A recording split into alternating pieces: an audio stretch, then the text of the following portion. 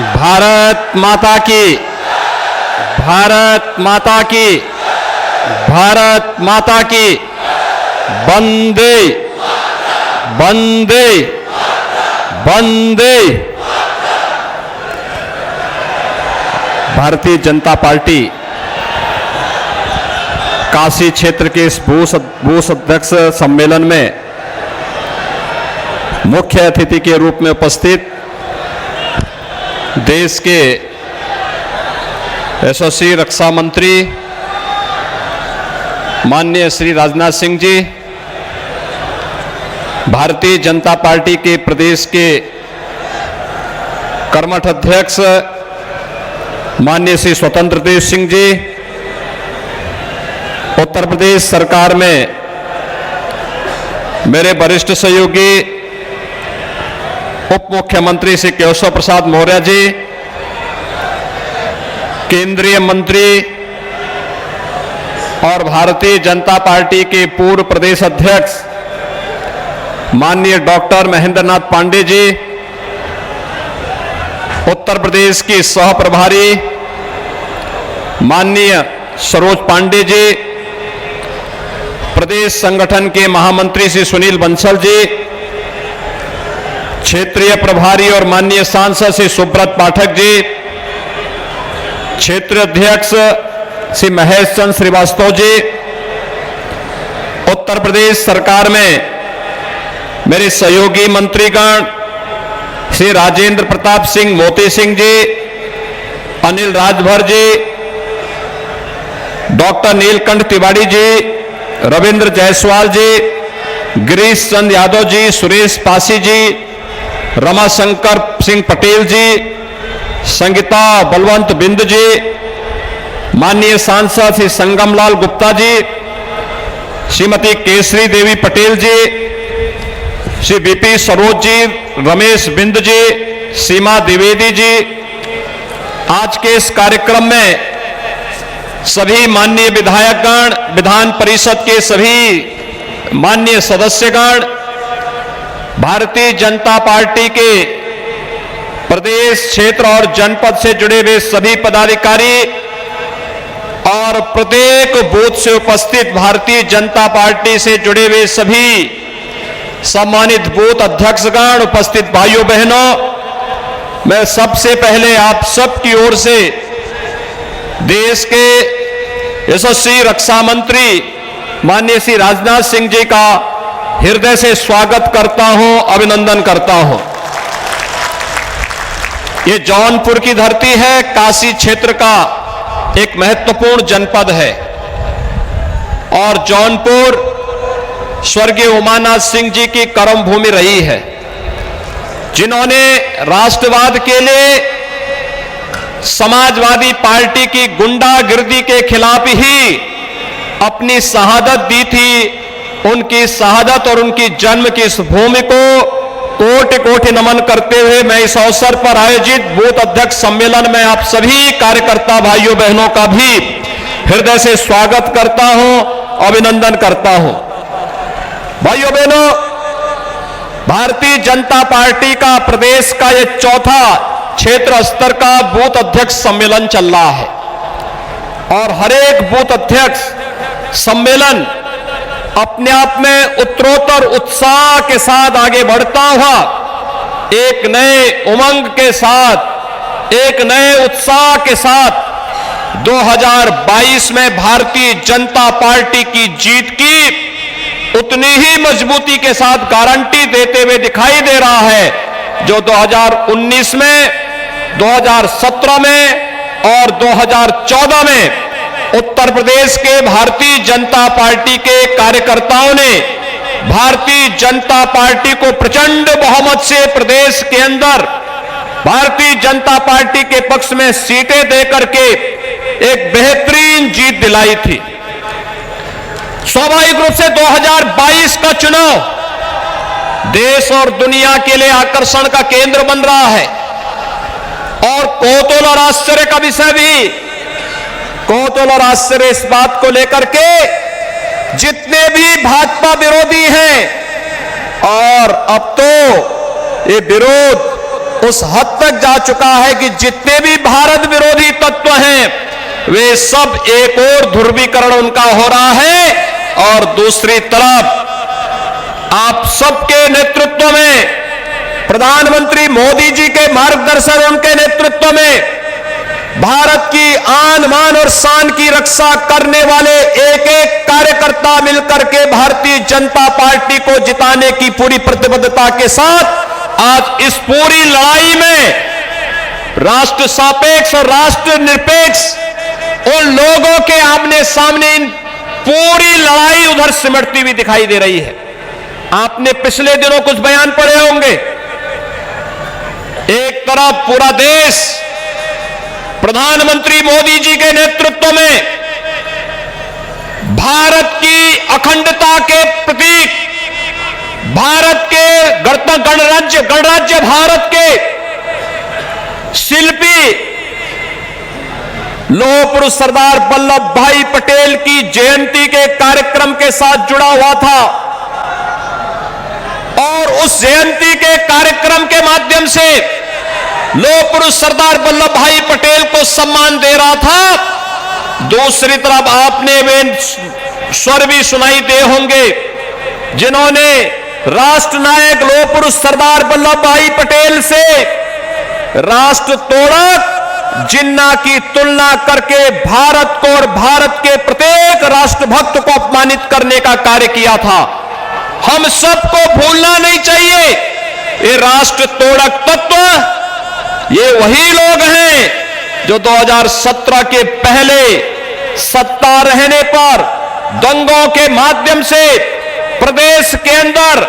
आस्था पर प्रहार करने का कार्य करते थे। ये वही तत्व हैं जिन्होंने प्रदेश में भ्रष्टाचार फैला करके प्रदेश के विकास को बाधित किया था। ये वही तत्व हैं जिन्होंने 2017 के पहले प्रदेश के युवाओं की नौकरियों पर डकैती डालने का कार्य किया था और ये वही तत्व हैं भाइयों बहनों जो 2017 के पहले एक तरफ दंगा करवाते थे नौजवान पर, भारतीय जनता पार्टी के कार्यकर्ताओं पर, हिंदू संगठनों के कार्यकर्ताओं पर, व्यापारियों पर झूठे मुकदमे दर्ज करते थे और दूसरी तरफ आतंकवादियों के मुकदमों को बड़ी बेशर्मी के साथ वापस लेने का कार्य करते थे। आज वे फिर अपनी बोली बोलते हुए दिखाई दे रहे हैं। आपने देखा होगा 4.5 वर्ष तक वे आस्था में खलल नहीं डाल पाए, प्रदेश में दंगा नहीं करा पाए, प्रदेश में अपहरण का उद्योग उनका जो चलता था वो पूरी तरह बंद हो गया, प्रदेश में अराजकता नहीं फैला पाए, बेईमानी और भ्रष्टाचार के रास्ते बंद हो गए, नौजवानों के साथ खिलवाड़ होना बंद हो गया, किसानों का शोषण बंद हुआ, बहन बेटियों की सुरक्षा के साथ खिलवाड़ करने की जिस तमन्ना के साथ वे कार्य करने के लिए आए थे, जब ये बंद हुआ तो स्वाभाविक एक परेशानी आज उनकी दिख रही है जब वे जिन्ना को महिमामंडित करने का प्रयास कर रहे हैं। और इसलिए भाइयों बहनों, आज के इस अवसर पर मैं आप सबसे कहना चाहूंगा, जब यह लड़ाई राष्ट्रवाद और राष्ट्र विरोध के बीच में सिमटती हुई दिखाई दे रही है, उन स्थितियों में भारतीय जनता पार्टी के प्रत्येक बूथ अध्यक्ष का दायित्व बनता है कि भारतीय जनता पार्टी का प्रत्येक बूथ अध्यक्ष प्रधानमंत्री मोदी जी के इस संकल्प के साथ जुड़े, जिस संकल्प के साथ मोदी जी ने कहा कि बूथ जीता तो